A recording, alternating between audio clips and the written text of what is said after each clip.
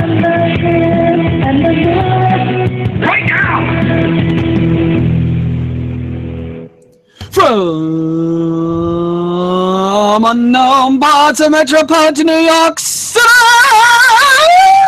I'm the hip and this is Lee.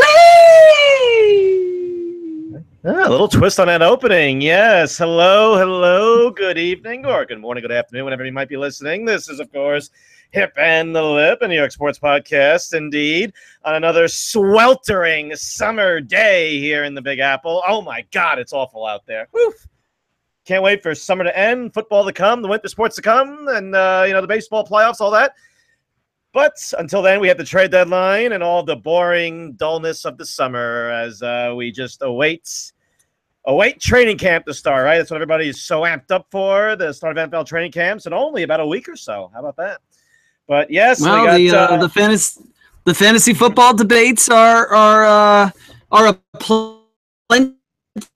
Oh my gosh, that's a huge difference on who you pick. Number one, unless you get to go number two, you're like season's over if you can't go number one. It's so important to get that first pick right. Oh gosh, just ignore all that, please. What a waste of time. I see that stuff advertised. I'm like, I just don't want to. I don't even want to read it. I don't care. It's all about who you get in the later rounds, please. Oh, yes, we'll get to that in future episodes. Yes, we will. I'll give away all my sleepers, and I'll still win. I don't care. I'm sorry. Thanks for the. What place did you come in last year, Mr. Hip? I'm sorry. It's whatever. Who cares about it? Last year was a rough year with injuries, of course. Yes, of course. It's always the injuries. Excuses. Yes, always so. Look, to blame the injuries. The Yankees just made a big trade. They still have another 11 days to maybe make another big trade or two. There's rumors swirling. Rumors. We'll get to that. Yep. Will that be enough for the Yankees to rebound from their continued swoon? And they're we'll talk about the Mets. The Mets for 30 seconds. The Knicks. Yes, indeed. Of detail, if you will.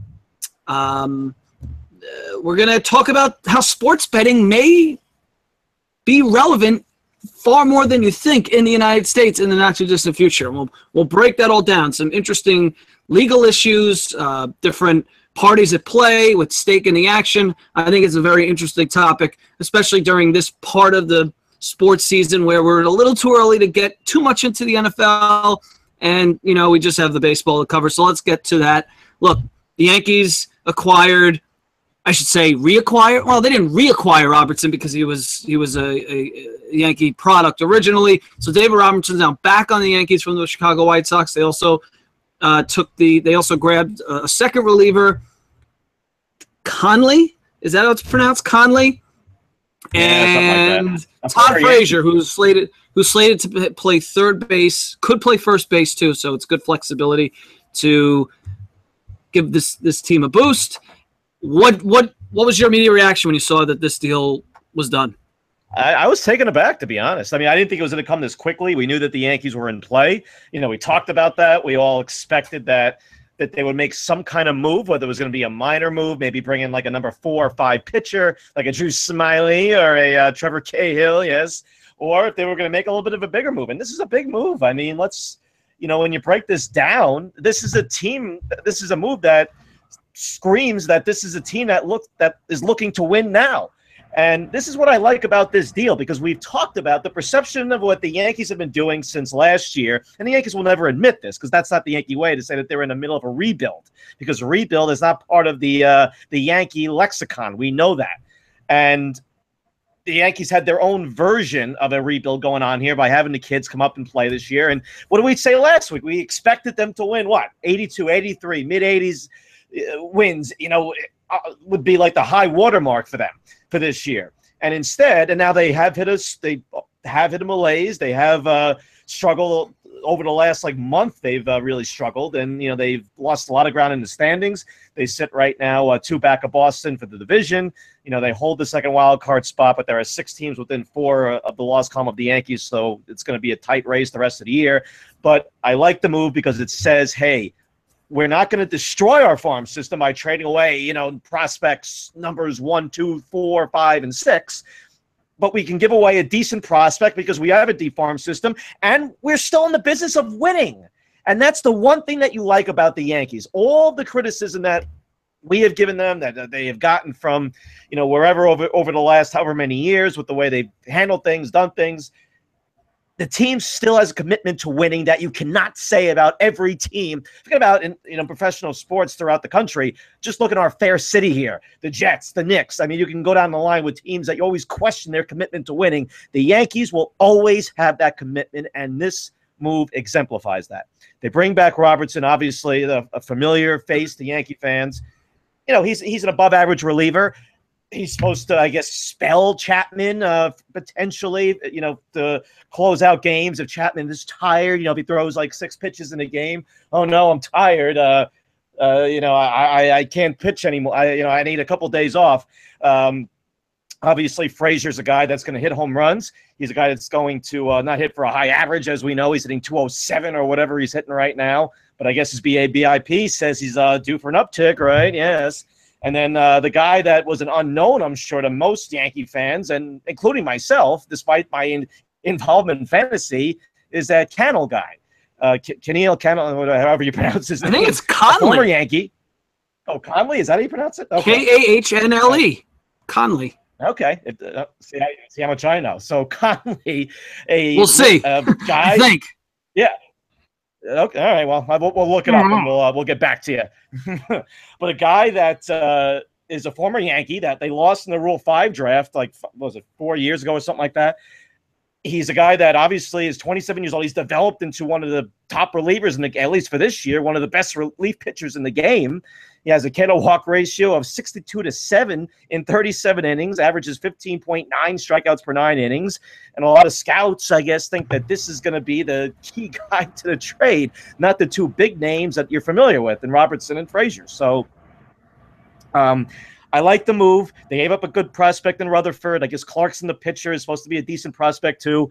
But you know what? You're going to have to give up something to get something. And honestly, I think that this is a move that is going to help the Yankees going down the stretch. Is it going to put them over the top to be the favorites to represent the American League in the World Series? No, but at least at a minimum, they fortify their lineup. They fortify their bullpen. Their bullpen on paper right now looks just astronomically deep and now add those 2 guys to what they had. And, Frazier gives them a right-handed power bat. Not that they needed one, considering all the right-handed power that they already possess. But, I like the trade. I like the fact that they're going for it, and it sends a positive message to the fans. Hey, fans, don't just think that we're just going to let this season go by the wayside because we played lousy over the last month. We still think that we have enough here to make a run. We're going for it. And I like it. Actions speak louder than words when it comes to a team's commitment to winning.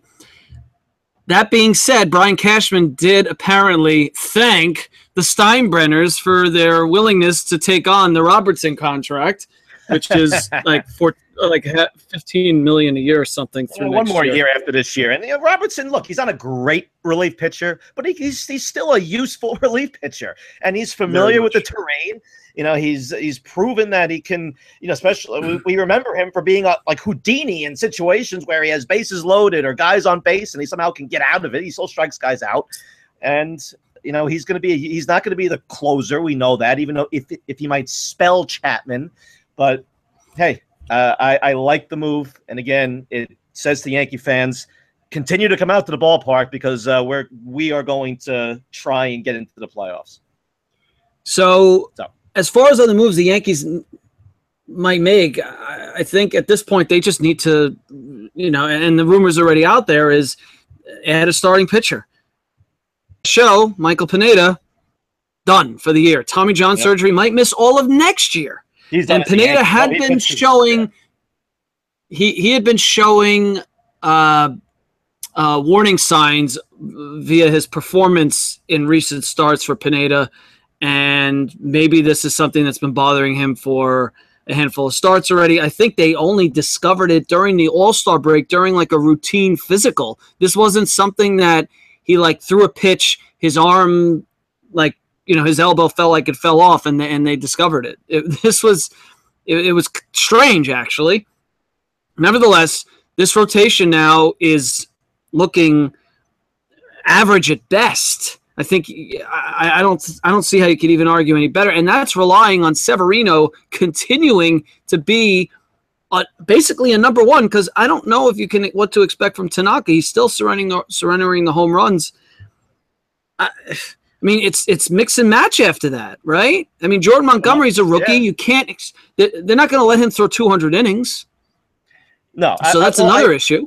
Yeah, I think they're going to bring in somebody. I'd be surprised if they don't bring in. It's not going to be a big name. They're not going to bring in Verlander or some of the other big name pitchers that have been thrown out there. But they'll probably bring in a. I don't know. You saw Estrada's name in Toronto thrown out there. Sonny Gray's name continues to swirl around. Maybe Trevor Cahill. There are a couple of guys that they wouldn't have to give up big prospects to get, and I'm sure that they'll bring in somebody. I'd be surprised if they don't. But with the depth that their bullpen possesses right now, they don't need anybody. They don't need to bring in a big starter. They can just ask their starters that they have, hey, go out and give us 5, think about 6, 5 decent innings. I mean, if you're pitching well, you know what? I don't care how deep your bullpen is. You can't get 5 innings from every starter. No, and obviously, a little collapse down the stretch. They need to add an innings eater, and the guy that I like, who I would be surprised if anyone on this who's listening to this has heard of him. He's actually pitching right now. It's either Julius or Julius Chassin on the San Diego Padres. The other Padre. Yeah, it's not Cahill. But this guy's an innings eater. He doesn't strike everyone out, but he's an innings eater. 4.29 ERA on the season. Obviously not phenomenal, but he's actually pitched really well since early June. He's not going to – I mean, he has 92 strikeouts in 108 innings. That's not terrible. He's an innings eater, though. He's a guy that will go out there and give you 6-7 innings. And he's a guy who can help. They need a guy who can at least eat up some innings, because the rest of the staff with the Cessas and I don't even know who's getting starts these days. Like, who's battling for who's taking Pineda's spot. I don't even know if it's Sabathia is back, right? They have Sabathia back. Yeah. I mean, Cess is gonna he's gonna make his next. He started the other day. He's going to get another start. Yeah. They have Green that they can give a start to. They like him in the bullpen, but he can get a start. I mean, look, they're going to piecemeal it together at least for right now, unless they bring in somebody. And they're going to add somebody if they want to be serious about making a run here. They need to add somebody. But it's not like they're going to say like this. I mean, if Severino's pitching well, he's going to pitch deep into the game. If Tanaka's pitching well, he'll pitch deep into the game. It's your 4th and 5th, whether it's a Sessa or whoever, that, again, you're just going to ask them to give you 5 decent innings. If they can give you more, wonderful. But you're not going to need those guys to do that. If as long as Tanaka and Severino can give you a little depth in the I don't feel great about them. They have a lot of depth. But they have a lot of depth in their bullpen. They do, but I don't feel great about Tanaka and Severino relying on them to go deep into all their games. I think that's a safe assumption based on what we've seen. Yeah, but they don't need that. But again, if their bullpen is performing to their capability, and now they have like 4 or 5 really solid, good, reliable guys. I mean, unless Roberts is going to come in here and implode, which I don't expect. Warren still is a very reliable arm. They love what he can do out of the bullpen, and he's invaluable to what they like the way they like to use their bullpen. Betances now all of a sudden has been the subject of trade rumors, which they've squashed very quickly. Cashman and company, always on the block. We're not looking to trade him. You might see him dealt in the offseason. I wouldn't be surprised if you saw that happen, just because of still the hurt feelings between him and the team. And plus, he's going to end up commanding a lot of money, but that's for another day. But the depth in their bullpen allows them to be able to. Even if their starting pitching is not giving you, a lot of length and a lot of, quality innings, as long as they give you enough quality within whatever kind of confine you want to set it to, their bullpen is good enough and now deep enough that they are going to be able to still win games as long as their offense picks it up, because their offense has really struggled now especially really recently over the last couple of weeks. They slowed down after their torrid stretch there in June. Really, it's over a month now that they've just been very erratic, very inconsistent, and they've really struggled recently. And if their offense doesn't pick it up, then it's a moot point anyway, because they'll even if they squeak into the playoffs, it'll be as a second wild card. Judge has done nothing, and it's all because of the home run derby, I'm sure. Yeah, of course. Blame the home run derby. Yes. Since the start of the second half, yes. Well, their offense is real. Well, he's slumped, but we knew he was going to slump. He was not going to continue, that pace that he was on early in the season. You knew he was going to It's the home run derby. I mean, you look at every other guy that was in the home run derby, they've all been terrible. Oh, yes, Miguel Sano has been awful, right? As is Giancarlo Stanton's been the worst of all of them. He's only hit like 5 home runs since the home run. Yes, and Sano continues to kill the Yankees. I think he has like 5 home runs in 9 career games against the Yankees now or something, Sano. So maybe the new Manny Ramirez. Let's talk about the 7 games under 500 New York Mets, 11 games out of the wild card. Dare I even, it's 13 and a half out of first place. Which is not.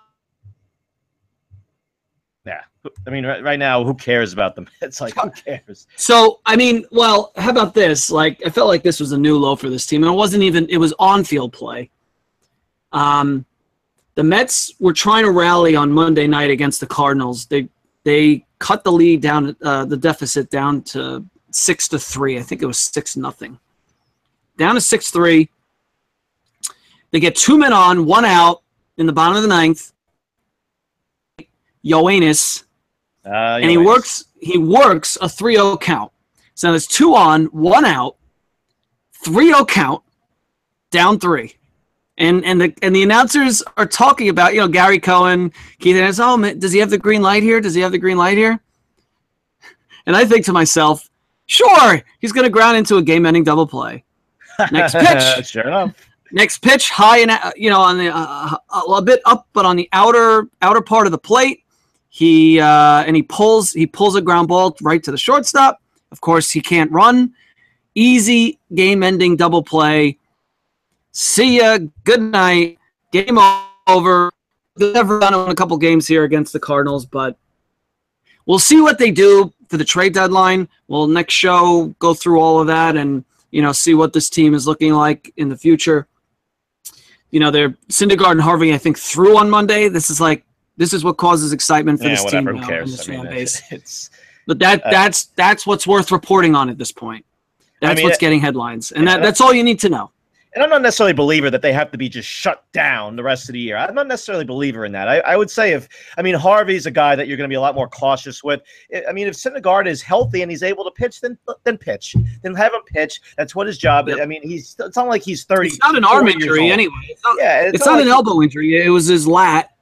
Let him come back at a reasonable pace, and if he's ready to pitch again. Obviously, you don't have to rush him back. There's no point for that. But if he's healthy and he can pitch, then pitch. Then none of this. Well, we're just going to shut him down for the rest of the year because why not? No, nonsense. He's still a young guy. He's not like he's 35 years old. He's not a veteran in this league.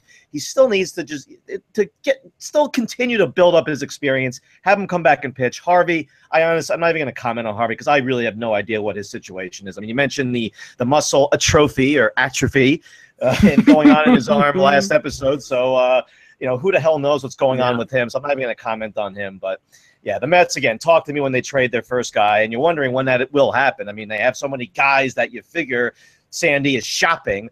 So, talk to me when they trade their first guy. I'm not going to talk about any wins or losses with them because there's no point unless they all of a sudden want to go on a streak where they win like 15 of 18 or something, but which I think is slim to none.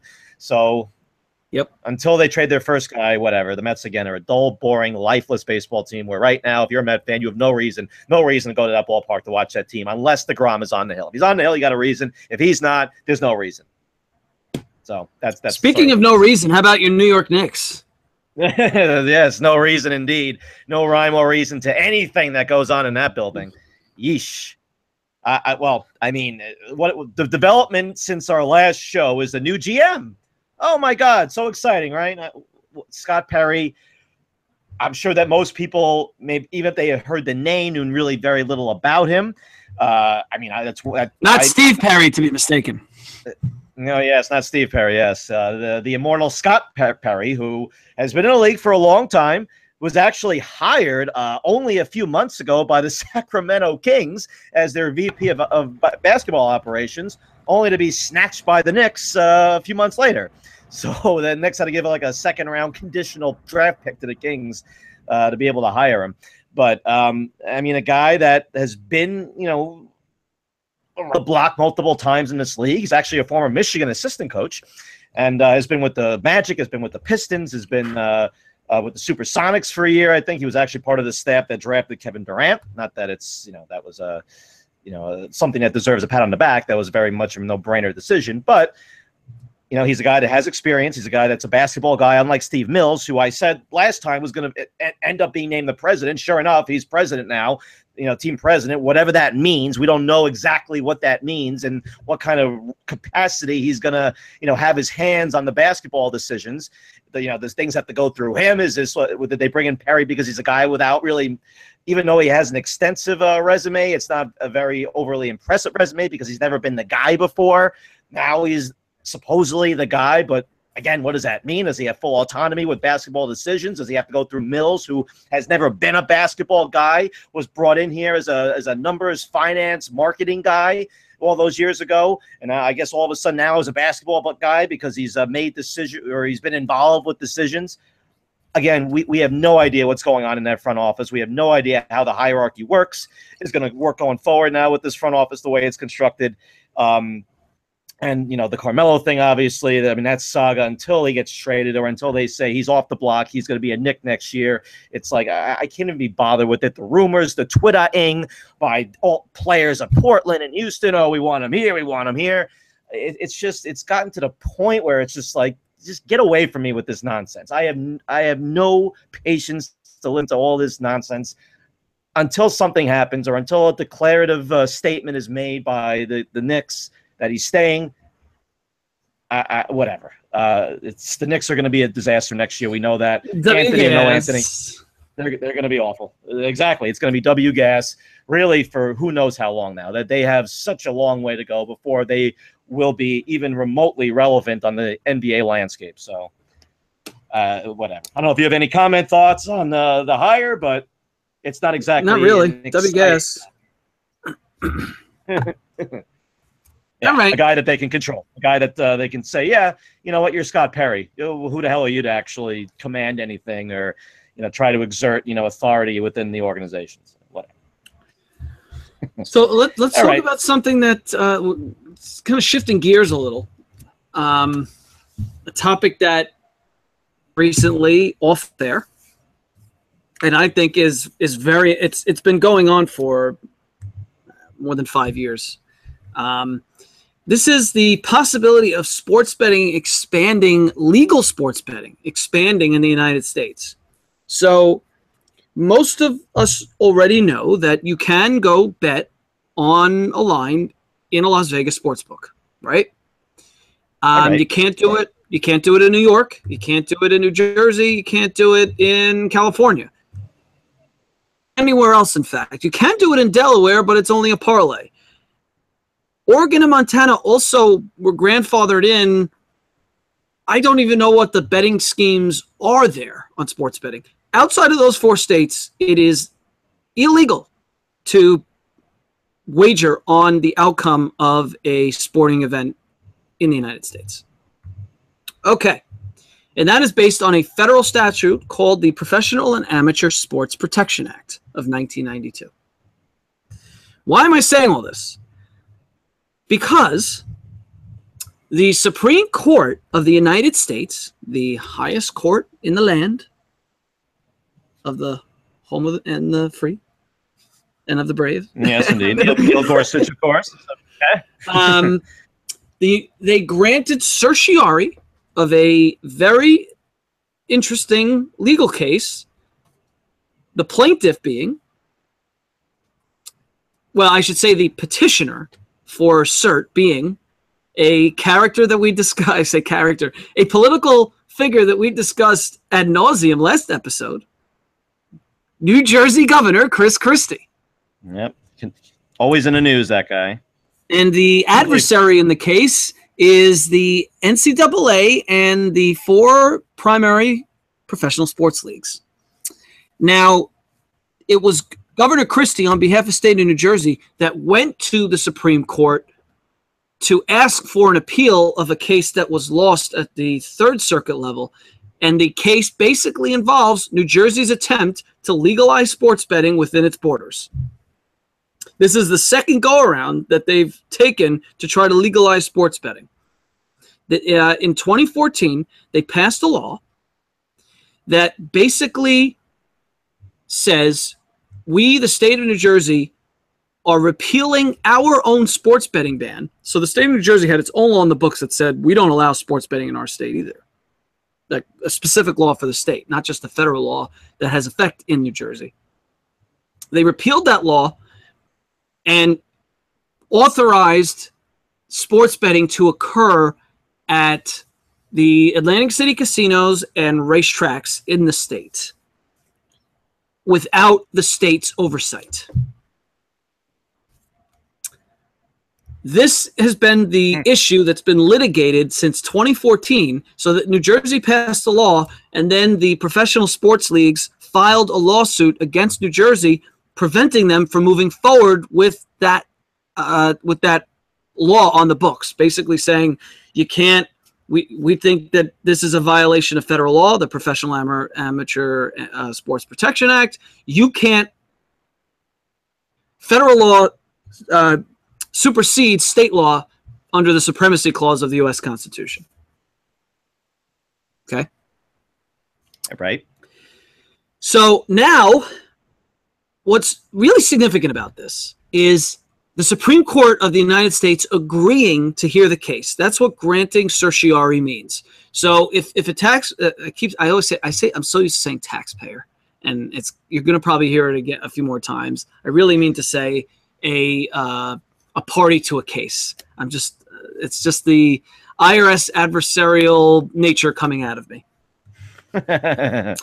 So what hipster's day job is, yes. When one loses in court at the circuit level, which is really the first appellate level in the federal court system, the next level, and really the only level to go up to, is the Supreme Court. But the Supreme Court doesn't agree to hear every case that is brought before it. That's what the writ of certiorari is. It's basically a request for the Supreme Court to hear the case.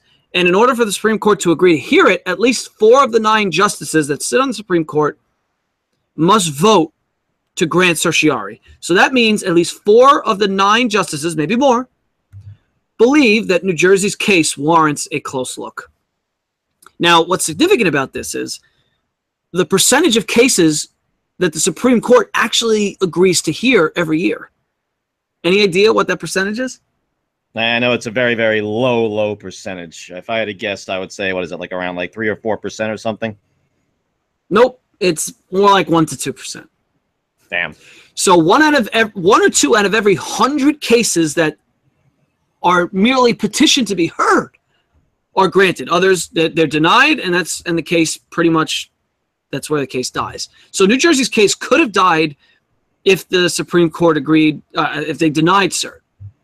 Okay, so it's seen as a huge development for New Jersey's chances, because they had lost at every other stage in this case, at the district court level, at the circuit court level, and then at the circuit court level, they actually requested what's called an en banc hearing, which means, so the federal circuit court typically has 3 judges per case that decide. So it's, they just vote 2-1 or 3-0. En banc hearing is when every single judge on the Third Circuit, in this case the Third Circuit, weighs in on the case and will vote. And they actually agreed to it's rare for them to even agree to that, the circuit court, but they did, and they still turned down New Jersey thereafter. So they've lost every step of the way. So what really is the key legal issue in this case, right? So you have a federal statute that basically says it's unlawful for a governmental entity like a state to operate sports betting in their state. That's the heart of it. You could read it, Google this Professional and Amateur Sports Protection Act of 1992, but that's basically what it says. when it was passed, there was a grandfathering clause that allowed any state that wanted to legalize it in the interim to keep that intact. That's why New Jersey still has and dominates the sports betting book industry legally on the legal side to this day. Right. And it's one question though, and I mean, everybody knows that gambling is illegal. Everybody knows that sports gambling. Everybody's familiar with that. The question, this is, I guess, sort of relevant. What was the impetus for this to begin with? What was it that the federal government felt that they had to step in and enact a federal law that says that states are not allowed to, to operate any kind of, sports gambling operation within the state? I mean, is it just like basically like a moral clause, like, oh, it's immoral to gamble, so therefore it's illegal, kind of like drugs or something like that, or is there something more to it? What is it? I mean, I guess it's not very relevant anyway. But the arguments that are made now for essentially why New Jersey has been stopped from moving forward with this law while this case is being heard, because the NCAA, et cetera, obtained an injunction against New Jersey to stop them from moving forward with this while the legal issue is decided, is it would cause irreparable harm to move forward. So you think to yourself, what is the irreparable harm? And the arguments, the primary argument that is put forth, and I don't know how the attorneys that represent the sports leagues make it with a straight face, is that it would threaten the integrity of the game or games. Which I guess we'll get into the extreme hypocrisy with that. That is just, like you said, how they make that with a straight face is beyond me. I mean, it's a different time. There was really no internet back in 1992. Very, very, very basic level of internet, and I just think that they wanted to. I guess they just didn't want rampant gambling throughout the country on sports. I think that's what. Yeah. There's nothing more to. I don't think there's any secret reason to this. Okay, I know that it's what is the key? Immoral on a lot of laws that are on the books. Especially when you look at our drug laws and all that. I mean, really stem from the fact that it's just considered to be immoral to engage in the act of gambling. But all right, well, I guess you're going to get to this. My next question would be, at least for me personally, is this more of a states' rights issue, or is this more of this law is unconstitutional, it violates the Constitution, we're challenging it in the Supreme Court? Or is it kind of like go part and parcel, hand in hand, or is it more one over the other? It is part and parcel. Okay. Issue, and I think that's why it has a lot of significance. Being granted by with the certiorari being granted by the Supreme Court, because the decision is not just going to have an impact on this specific case, but it's going to weigh in significantly on the scope of how much the Constitution can impact states' abilities to exercise their police power. We say police power, meaning the state, so under the U.S. Constitution, unless an action of Congress is specifically authorized, they can't issue. States are different. States have a general police power. They can pass any law they want, provided it's not in violation of the federal law. Right. Exactly. Or it pretty much. So, but that's why the states in this case can't pass. They can pass legislation that says gambling's okay because, like you said, that's in violation of federal law. Well, that's the key legal issue in the case. Okay. The anti-commandeering doctrine.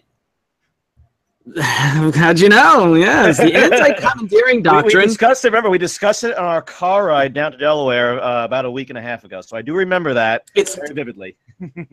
It's derived from the 10th Amendment of the U.S. Constitution, which reads verbatim, "The powers not delegated to the United States by the Constitution, nor prohibited by it to the states, are reserved to the states respectively or to the people." That in of itself kind of summarizes what we said just before. The U.S. Constitution doesn't cover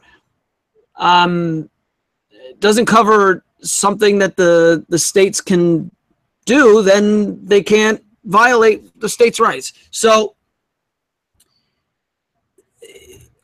in case law, limited case law, the anti-commandeering doctrine says that Congress can't order states to adopt a regulatory scheme.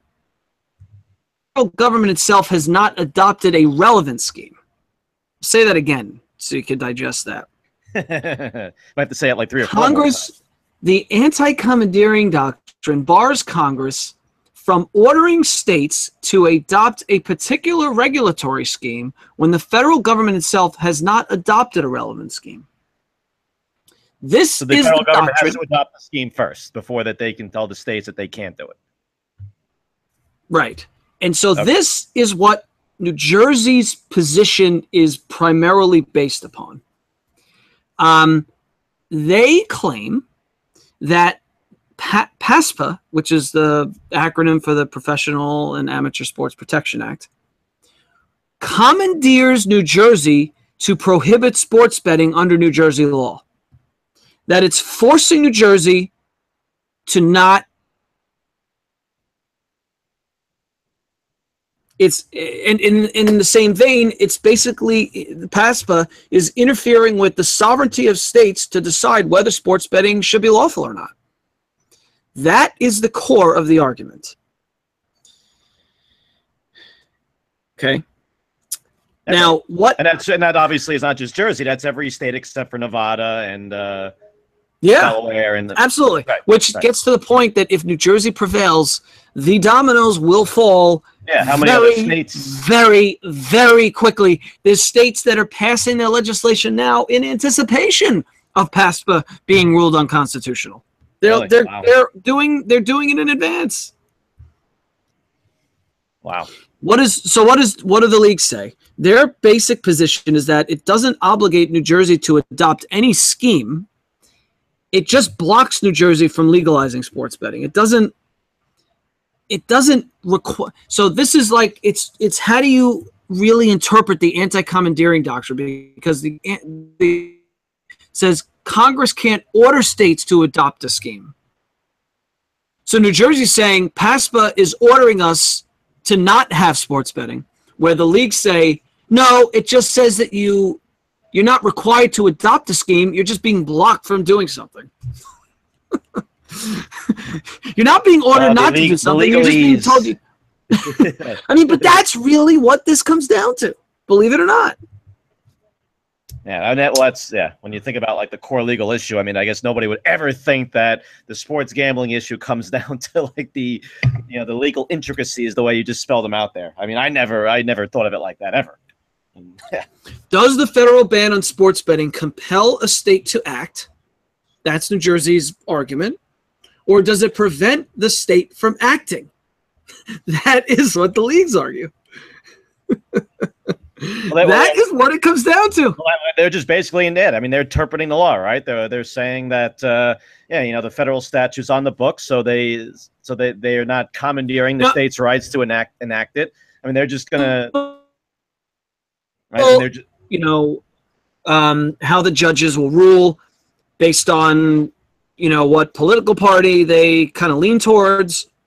Thing is, it's not. What is the liberal? I guess the conservative position is gambling bad, right? So that means the conservative judges will probably but you know what? Bad. This is above gambling. I mean, if you think about it, that's right. But then you factor in states' rights, right? And the conservative side is all about states' rights. The liberal side is more about giving more power, or if you just break it down in terms of ideology, the liberal side is more about giving more power to the federal government to enact more federal programs or to enact more federal statutes and supersede states' rights, whereas conservative side is the other tact. So I mean, I guess the question is, it's almost like they're gonna be conflicted. It's gonna be like the inner conflict with all the judges, and they're gonna have to apply, instead of just leaning towards their liberal conservative side, they're going to actually have to apply their legal expertise to this. I mean, this is a legitimate constitutional question. It looks like this is posing. That's what it is. I mean, that's what it exactly is. Yes. And look, you're right that if you want to say that this is a more, states' rights conservative, okay. I mean, I guess. Look, the current Supreme Court is conservative on balance. They don't like the federal government overreaching. Kennedy is often viewed as a swing vote. He tends to lean conservative. He has expressed in commentary that he's kind of a states' rights guy. I'm not saying how the case, but it goes back to the, we have to remember that New Jersey has lost every single step of the way in this case. They have, and the Supreme Court will agree, but none of the lower level courts have had the balls, basically, is what I think it is, to come out and say, you know what, New Jersey, I think you might have this right. I don't care how much money is behind the professional sports leagues and all the ramifications. Part of me thinks that the judges are almost a little too afraid to go the other way and punt and say, you know what, you could go to the next level and overrule me. That's fine. I'd rather have it go that way than me rule in favor of New Jersey, set off this chain reaction, in the media and with, this kind of, new legal issues, setting this precedent only to get then overturned by the Supreme Court, where they rule against that lower judge and go back to square one. So as far as timing goes, you're not next year. If I had to guess at this point, maybe early next year, because they have to submit briefs to the Supreme Court. They have to have oral arguments, and then they have to decide and write an opinion. So I think you're talking almost a year still. Yeah, you may not see this until June or something of next year, right? I mean, it might be almost like a full year before we get a ruling on this. But if New Jersey loses, real recourse that remains is to get the federal law itself repealed. PASPA has to get repealed, because if that gets repealed, then there's no federal ban on sports betting. Well, how do you get it repealed? Once it's on the books. Well, yeah, you have Congress vote to repeal it. Because they agree on so many other issues. Yeah, what are the odds of that happening? I mean, considering all the other exactly. It's at this point. I'm sure that's at the bottom of their priorities list. I would think. Yeah, exactly. And this has been a law that's on the books for a while, and it's just been universally accepted as gambling's illegal, except in these states. And look, from our perspective, New Jersey will be hurt by this, obviously, if they lose, if the sports leagues prevail here. We'll lose on so much. I mean, just like the extra revenue that they've been counting on. Like what? We've been counting on to get all this additional revenue by legalizing. Yeah, of course. They're entitled. They should be entitled to it forever. No other state should be entitled to sports betting revenue. That's not fair. Of course, absolutely. I mean, look, the professional sports leagues, they just say we want our cut. We don't make it legal. That's fine. We want our cut. How do we get in here? We want a piece of the action. That's all we care about. Because we don't believe that this is going to get repealed. We don't believe the Supreme Court, like you said, they've lost everywhere in New Jersey. We don't believe the Supreme Court's going to come in now and overturn the law and say it's unconstitutional. Therefore, why the hell wouldn't we fight against it? Especially, if we have no way of getting it on the action. Oh, wait, we are in on the action already. We're already heavy investors in FanDuel and DraftKings and those the daily fantasy sports betting. So the gambling, which they of course say is not gambling, which we all know it is. Look, the NFL, these sports leagues make so much money because of people who do fantasy, because of people who do illegal sports betting. They know it. They know that it's coming, sports betting. Well, it's more of a matter of how. It seems like he's a proponent of it. I mean, he's basically said, and he was quoted a couple of days ago. So he has. Here's the thing. Yes, he talks about it. He's the most. I would say he's the most level-headed about it as far as comments go. But remember, the NBA is a party to this case. He's the commissioner of the NBA. They're still trying to stop New Jersey from doing this. So as much as he wants to talk about sports betting coming, it's not like he's running around being an advocate. No, he's for legalized sports betting. He's just being he's not realistic. He's expecting it to come. He is, but he's not. Let's not say he's all in, because I saw a tweet today from Darren Ravel, and he said that Adam Silver is all in on sports betting. If Adam Silver were all in on sports betting, Adam Silver would be in the halls of Congress advocating for this, advocating for the repeal of PASPA. He hasn't done that. He's more cheering on the sidelines. I don't even want to say cheering. He's expressing an openness to something that's inevitable. Well, we think it's inevitable. I mean, with nothing more. Yeah, but he's not being proactive other than to talk about it in interviews. So to say that he's all in, I'm not saying that you said that, but to see that remark, I think is misleading. He might be more all in compared to the other commissioners. Yeah, well, yeah. Well, so that's the he's always been, though. I mean, he's really since day one, since he's taken over for David Stern, he has basically come out and, I mean, he has been kind of propagating this now for really since his initiation as commissioner of the NBA. And like you said, he's maybe not. And may not be an advocate of legalizing sports gambling, but at the same time, he definitely is somebody that is very forward-thinking, that is very progressive, probably the most progressive out of all the commissioners. And I think he is just kind of preparing for it because he, I guess, expects it to be. He's facing reality. Look, maybe the Goodells of the world, maybe behind closed doors, they realize this is happening too. They're just not going to be so forthcoming with acknowledging that in public. All right, good enough. We'll come back to this case in a year. I mean, it's probably going to take that long, realistically. Maybe a little less. Not before the end of the year. All right, let's transition out. I guess like the last thought that I have is you think about like how much like illegal sports gambling is done in this country every year. I mean, it's got to be, it might even be into the billions at this point. I mean, who knows? It's just like it's gotten to a point of just absurdity. It goes on. You know what? Just legalize it already. I mean, it's like putting aside whatever stupid arguments that the professional sports leagues has. Putting aside even the legal arguments about states' rights and the 10th Amendment and all that, if you just look at it logically, you just say, hey, you know what?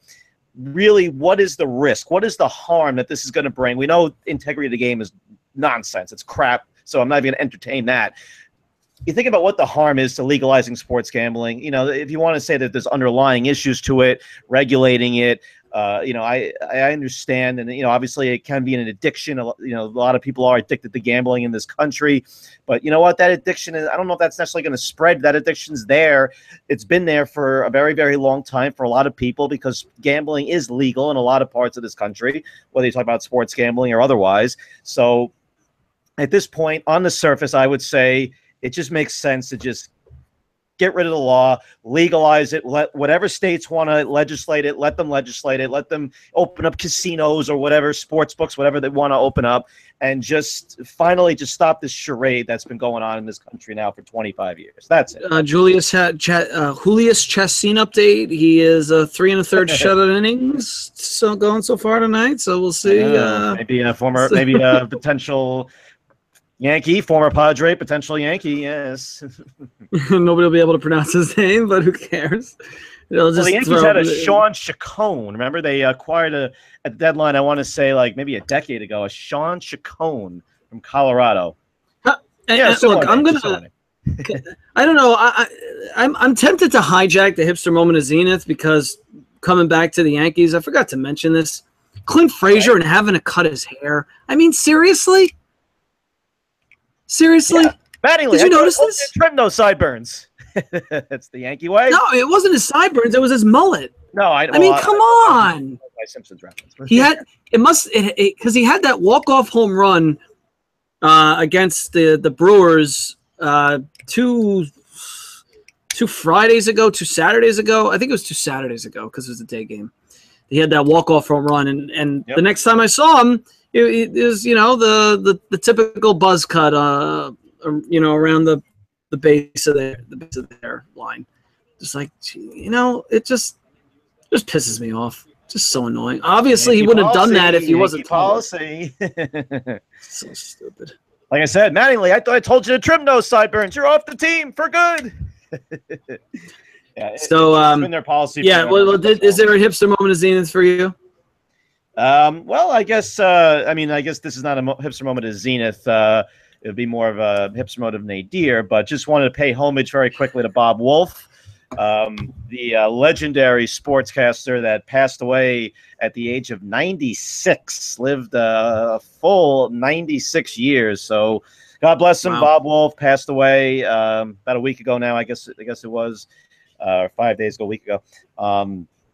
But a legendary sportscaster, called Knicks games, Rangers games, called Don Larson's perfect game in the 1956 World Series, called the 58 NFL championship game between the Giants and Colts, considered, of course, the greatest NFL game ever. Only him and Kurt Gowdy are the only sportscasters that are both enshrined in the Baseball and Basketball Hall of Fame. He was actually the first broadcaster to call the finals in all 4 major sports. Did stuff on News 12 for 30-plus years. Did stuff on WFAN. He was everywhere for so many years. Everything you read, that he was a wonderful guy. And, just wanted to pay a quick homage. I remember Bob Wolf, really, from News 12. Having News 12 on when I was younger. Obviously, I'm too young to remember him calling games in the 40s and 50s and 60s and 70s. Thank you for letting us. Yes, just in case anybody didn't know how old I am. But I remember from News 12. I remember seeing his face, during the News 12 newscast and doing the sports, and never retired. Was always asked about it and said, "I'm not retiring. I'm going to do stuff until the day I die." And that's exactly what he did. So there you go, a little homage to Bob Wolf. Passed away at the age of 96, and. Yep, there we go. There you go. I guess if you want to call that a moment of Zenith, moment of nadir. But there's my personal tribute, homage, Mr. Bob Wolf. All right. Next. Any more HMOZs from Mr. Hip? Bill Belichick related, or? Yeah. Did you see that? I don't know. It's some controversial shirt of a guy. I don't know, military guy shooting a guy in a turban or something. It's just Google it. All right. Moving on next. So with that comes our, of course, final segment. As is customary, everybody's favorite, yours and mine. It is the hipster beer of the week. So take it away, Mr. Hip. So we're going to go 2 shows in a row with Southern California breweries because I visited a outpost of this brewery, not the main brewery itself, while I was out there. Firestone Walker. This is a name can be seen in stores throughout the country. This is the opposite of Monkish. That you could only Monkish you get cans and growlers in the brewery itself. Firestone Walker, completely different animal, complete opposite. They distribute everywhere in the country, maybe even internationally. I'm not sure. And they're doing a series called Leo v. Ursus. And these are also getting distributed nationally. It's a series of IPAs. We had one of them when we went to see the 30 for 30 Mike and the Mad Dog. That's right, we did. That's right. I can't remember the name of that one. This is Leo v. Ursus Adversus. That's the one that's getting distributed now. It has it's a can. It's a gray can, Firestone Walker, with a greenish coloring at the top middle, I believe. and it's described as a big, bold IPA made for summertime sipping, hard-charging blend of Pacific Northwest hops, loading the nose with notes of stone fruit, pineapple, mango, and earthy pine resin. Okay. 8.2%. I enjoyed it. You can find it locally. And Firestone Walker, so, you know, they have beers that you could get on draft at, like, you know, a typical bar like Luponic Distortion or Easy Jack IPA.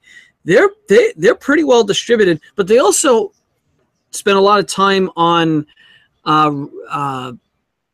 rare releases where they'll do like bottled sours that are like pumpkin and cherry and raspberry, like, so they do like rare stouts. They're pretty all over the map.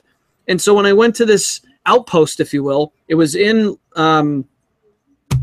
was it what neighborhood was it? I think it was in Venice, like Venice Beach.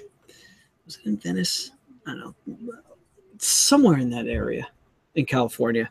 So they had like a restaurant, a Firestone Walker restaurant with all their beers, and then like a store. I went into the store, and the guy brought me into like their beer room, like the beer fridge that had all these like rare bottles that, you know, you're overspending like, you know, $17 for a bottled sour that's like rare or whatever, or $20 bottle of stout.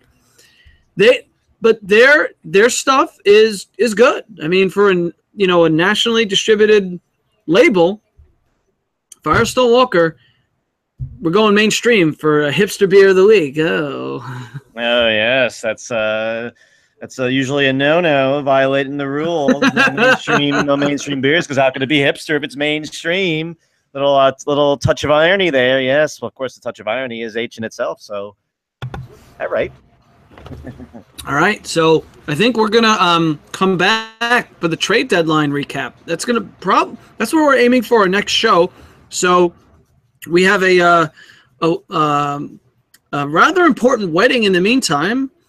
And I'm, for those of you, all of you who are watching YouTube, I'm wearing the bachelor party T-shirt that somehow survived, and I didn't lose it throughout the course of that weekend. I'll just do a quick stand up and look at the image there. Yes, look at that! Look at that handsome devil. Oh gosh.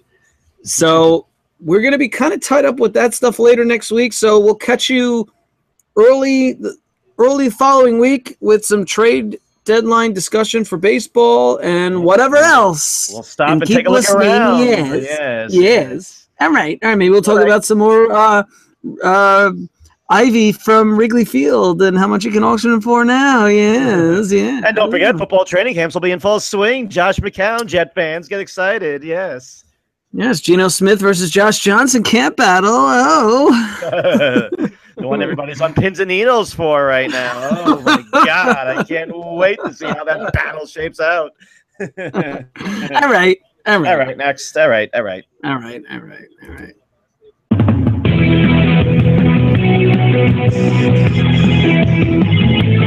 under here.